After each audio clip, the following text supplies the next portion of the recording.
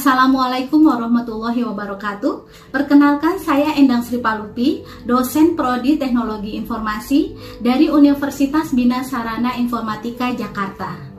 Salah satu mata kuliah yang saya ampu pada semester ini adalah mata kuliah konsep basis data. Konsep basis data ini diajarkan pada semester 2 dengan bobot 3 SKS. Saya mengajarkan konsep basis data ini dengan teknik pengajaran DIA, yaitu Delivery Interaction Assessment. Delivery adalah menjelaskan konsep basis data dan apa yang akan dicapai pada akhir mata kuliah. Sedangkan interaction adalah bagaimana proses pembelajaran berlangsung selama satu semester ini. Assessment adalah bagaimana bentuk penilaian hasil belajar mahasiswa pada mata kuliah konsep basis data ini. Metode pembelajaran konsep basis data ini adalah tatap muka selama 15 kali pertemuan dengan metode 1. Diskusi kelompok, 2. Studi kasus, 3. Pembelajaran berbasis proyek. Bobot penilaian yaitu kehadiran 20%, tugas 25%, UTS 25%, dan UAS 30%. Capaian pembelajaran dari mata kuliah konsep basis data, mahasiswa diharapkan mampu menjelaskan konsep fundamental yang berkaitan dengan desain, penggunaan, dan implementasi sistem basis data. 2. Mampu mendesain dan mengimplementasikan basis data sesuai dengan kebutuhan dalam suatu perusahaan. 3. Mahasiswa mampu menggunakan bahasa SQL untuk mengakses database. 4. Mahasiswa mengetahui dan memahami model-model data dan mampu merancang basis data menggunakan model entity relational diagram maupun model rasional. 5. Mahasiswa mampu mengimplementasikan rancangan basis data ke dalam suatu perangkat lunak basis data. Assalamualaikum warahmatullahi wabarakatuh. Waalaikumsalam warahmatullahi wabarakatuh. Saat ini kita untuk pertemuan pertama konsep dasar basis data. Ya, apa itu yang bisa dimaksud dengan konsep dasar basis data? Jadi kita harus mengenal basis data itu apa. Basis data itu adalah tempat berkumpulnya data. Ya, semua data dimasukkan ke dalam database. Kenapa database itu penting? Karena untuk memudahkan pengambilan data. Kalau misalnya kalian, mahasiswa ingin mencari mata kuliah tertentu atau dosen tertentu, tapi tidak punya datanya, tidak punya database-nya, kalian cari cara manual, itu akan repot atau tidak? Jadi database itu fungsinya adalah untuk mempermudah pengambilan data, karena mata kuliah dan dosen itu banyak sekali ya. Masing-masing ada kodenya. Itulah salah satu fungsi dari database. Ya, untuk basis data atau database pada saat ini sangat berdampak besar pada perkembangan ekonomi dan masyarakat. Sistem basis data ini berkaitan penting ya dalam pengembangan bidang rekayasa perangkat lunak, dan database ini bisa juga menjadi kerangka kerja yang mendasari sistem informasi dan secara mendasar merubah cara banyak organisasi beroperasi. Contohnya penggunaan basis data pada aplikasi itu ada di aplikasi pengajian, aplikasi pengelolaan telepon, kemudian aplikasi rumah sakit itu banyak menggunakan database ya. Seperti itu. Kita masuk ke contoh penggunaan database. Contohnya ada di peminjaman pada perpustakaan. Penggunaan basis data ini ada di peminjaman pada perpustakaan. Jadi ketika kita meminjam di buku perpustakaan, kita akan menggunakan database. Di sini di perpustakaan ada 4 tabel. Pada database perpustakaan itu tabel buku, tabel anggota, tabel pengembalian, dan tabel peminjaman.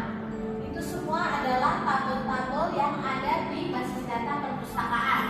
Nah, untuk tabel anggota ini sebagai primary key-nya. Primary key itu apa? Dia adalah suatu yang memberikan identitas pada suatu rekor.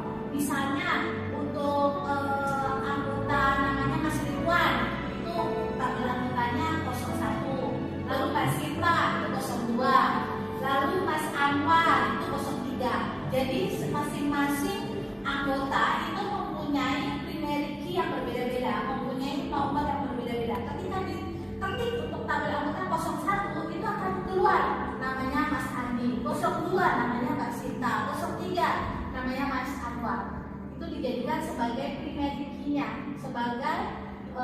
identitas seperti itu.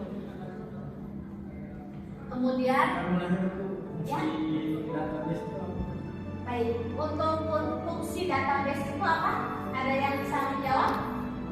Prinsip-prinsip utamanya itu untuk pengaturan data atau arsip, sehingga memudahkan suatu pekerjaan untuk mengelola data atau mengambil data.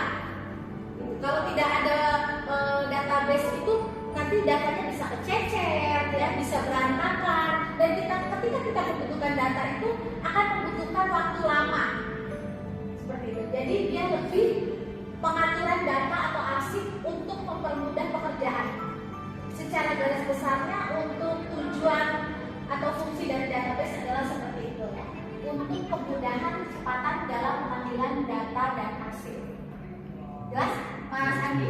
Database Management System atau DBMS adalah perangkat lunak yang memungkinkan pengguna untuk mengakses atau mengontrol akses ke basis data. DBMS ini yang mengelola basis data yang disebut dengan relational DBS atau RDBS. Contoh perangkat lunaknya termasuk dari DBMS itu ada DBS, Postgres, RDS, ya, ada Microsoft Access, ya, dari Microsoft, kemudian ada Bolan, Paradox, Bolan Interface, SQL Server, Oracle, Informix, Sybase, dan MySQL. Kalau di perusahaan-perusahaan itu kebanyakan menggunakan SQL Server untuk penyimpanan database-nya.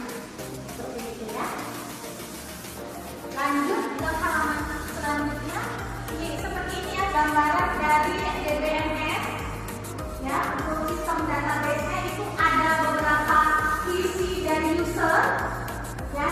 Kemudian untuk DBMS-nya itu ada tabel buku, tabel anggota, tabel pinjaman, dan tabel pembelian.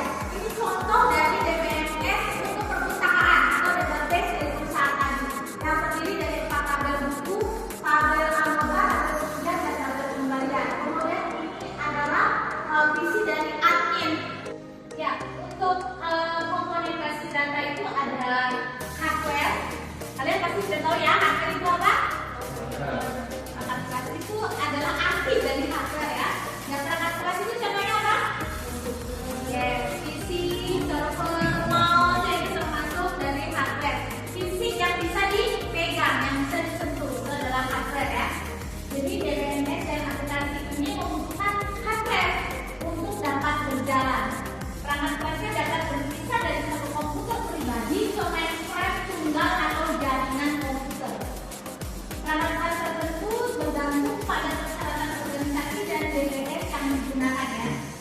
Jadi beberapa DBMS itu hanya berjalan pada hardware tertentu. Misalnya kalau di kantor itu kalau tidak menggunakan RAM, dia tidak bisa mengakses server, tidak bisa mengakses aplikasi tertentu. Jadi dia harus terhubung dengan RAM. Itu biasanya regulasi di beberapa perusahaan. Jadi tidak bisa semua orang mengakses database di suatu perusahaan atau organisasi karena data itu kan rahasia, ya. Itulah pentingnya DBMS, ya. Kemudian yang kedua adalah software. Software itu apa? Itu artinya sekali lagi, oke. Perangkat lunak itu contohnya apa? Aplikasi-aplikasi yang kalian gunakan ada Microsoft, ya, antivirus, DBMS yang kalian gunakan untuk sistem basis data itu termasuk dari software, ya. Kemudian kalian pakai Python, pakai RapidMiner itu juga termasuk dari software. Contoh untuk bahasa pemrograman yang digunakan adalah C++, Java, Visual Basic, COBOL, dan SQL. Kalian biasanya pakai bahasa pemrograman yang mana?